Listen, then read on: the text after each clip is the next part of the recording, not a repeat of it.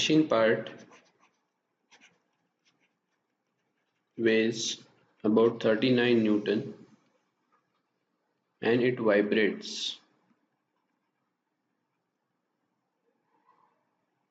in a viscous medium.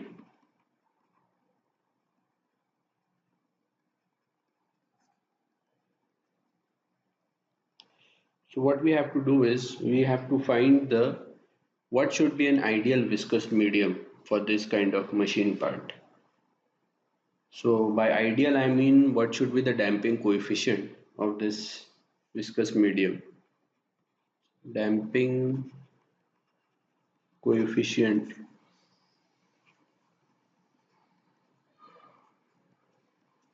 Okay. The force that is exerted on this is harmonic excitation. Harmonic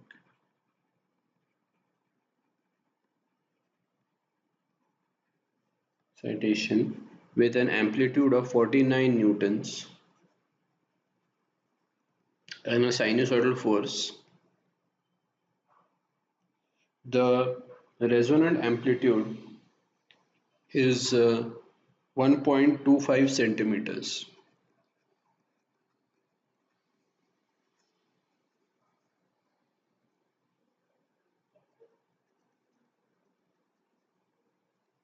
With a period of 0.2 seconds.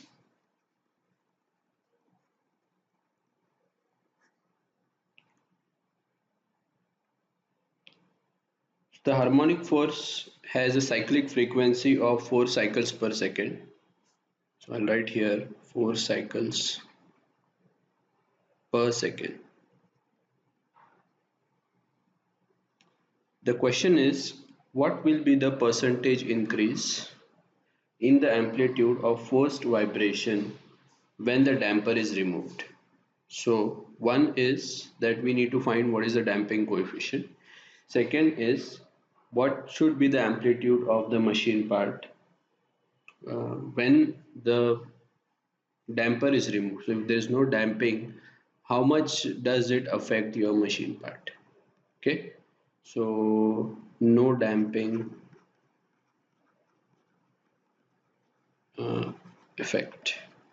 Okay, so these are the two things that we need to calculate. Let's go back to the basic and understand this problem.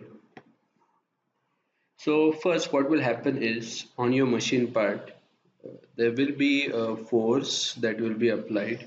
Okay, let's call this force as F0. This force will be applied at some angle and this is going to be say omega t. Okay, now this force will generate some kind of response, so that will be the vibration and that response is denoted by X. So let's see, let's say this will be the response. Okay, this is denoted by X and this response is going to be at an angle of say psi. Okay, this is the lag angle. So once the force is applied, the response will come after some lag. So what will happen is in your system there will be some kind of stiffness. Okay, that will be the material stiffness. There will be some damping force, there will be some inertial force. So these are the three forces. Okay, so when you look at the stiffness force, it is going to oppose the applied force. So let's say this is the stiffness force. Okay. This is the stiffness force that is going to be Kx, and this force is out of phase of 90 degrees with the damping force, so Cx dot. Okay, then again the inertial force will complete the force polygon. This is going to be m omega square x. So this is the stiffness force, this is the damping force, and damping is out of phase 180 degrees of the inertial force. Okay, so this is the inertial force. So this is a typical force vector polygon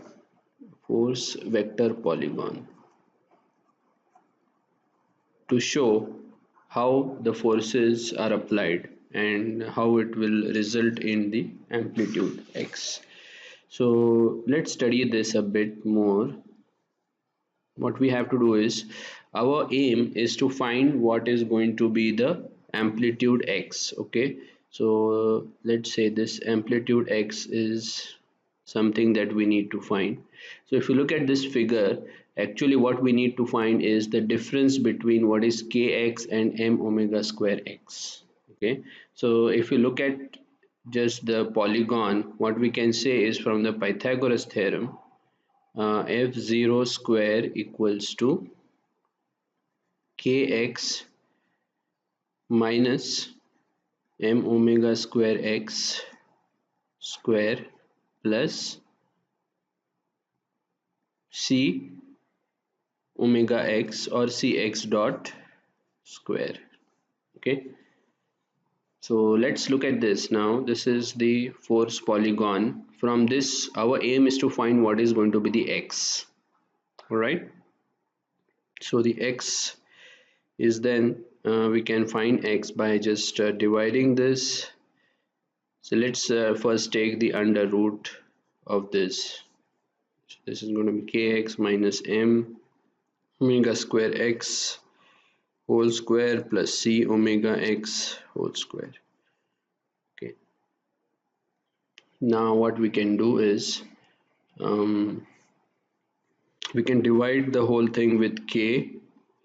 So f0 by k is equals to square root of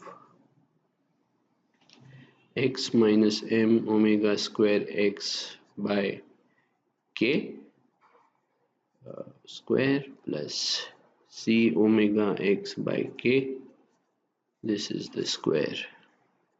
Okay, now if you look at this again, we can simplify this by simply taking x as common. So we'll get f0 by k equals to, x is my common entity over here, and I'll get 1 minus m omega square by k whole square plus c omega by k whole square.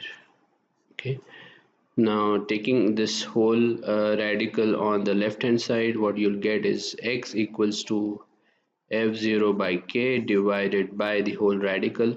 Look at the radical now. What you will see is that, say, m omega square by k, you can represent this by 1 minus omega by omega n, because omega n is square root of k by m. Okay, so this square and again this square.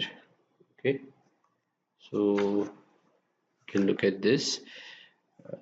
This is again under root plus c omega k. You can represent this by 2 zeta omega by omega n.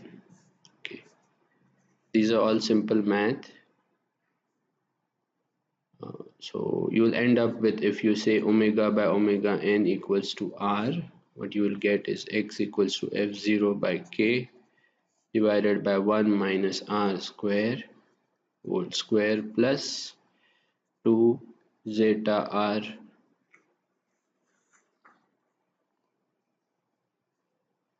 whole square. Okay, so we are going to use this equation in order to find what is going to be the response of our system. Okay,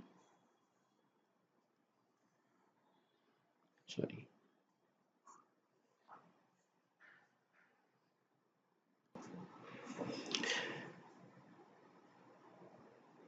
So this is the equation that we are using.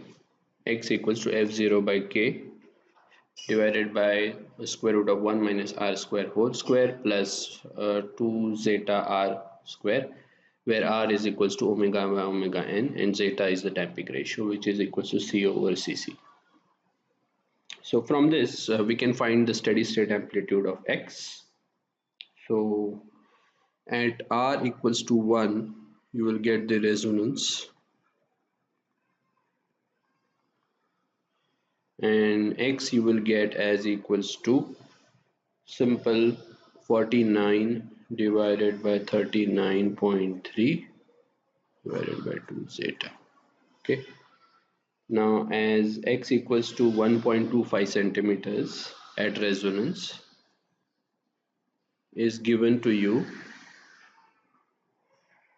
1.25 centimeters, what you will get as zeta, from this you can solve for zeta.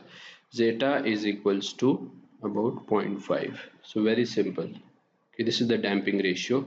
The coefficient of damping you can find from zeta equals to C over Cc. So critical damping Cc you can write as 2m omega n, and C you can then get as equals to zeta times 2m omega n. Okay. So therefore then you can find C equals to 0.5, that is zeta, times 2 into m, that is 2 into, sorry, m is 39 newtons, so divided by 9.81, again into 10 pi. Okay, so that will give you about 125 Newton second per meter. Okay, so that's going to be your C. So for excitation of about 4 cycles per second as given in the problem, excitation of 4 cycles per second, omega you will get as equals to 4 into twice pi, which is equals to 8 pi radians per second. So the frequency ratio will then become equals to 8 pi divided by 10 pi. So this is omega by omega n. Omega n you know is equals to 10 pi in our case. So that R is then equals to 0.8. Right. So therefore you can then find what is the steady state amplitude again using our equation that we just derived. You'll get X equals to F0, that is 49 divided by 39.3, and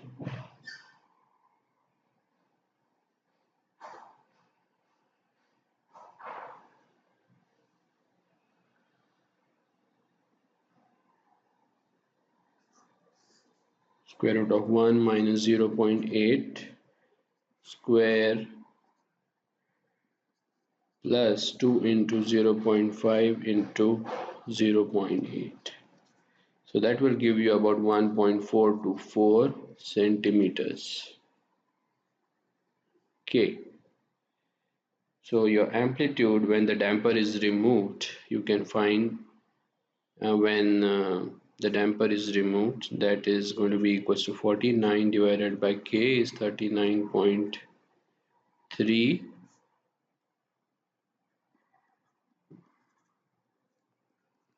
So you will get this as 3.469 centimeters. Now the percentage change in amplitude is going to be equals to 3.469 minus 1.424 divided by the original one, that is 1.424 into 100, and so that is equals to 143.6%. So that much is the increase actually in the amplitude of the vibrations. So all right, I think